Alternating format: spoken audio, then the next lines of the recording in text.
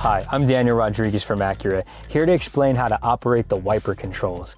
The ZDX is equipped with rain sense. The sensor near the top center of the windshield detects the amount of water on the windshield and controls the frequency of the wiper based on the current sensitivity setting. With the vehicle on, turn the windshield wiper stalk to select the wiper speed, low, high, or off.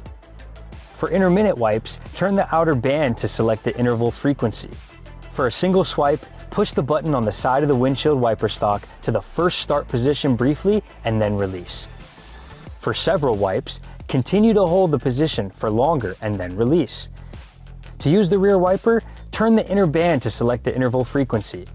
When using an automatic car wash, make sure to turn the windshield wiper band to off. That disables the automatic rain sense windshield wipers. For more information, please see your owner's manual.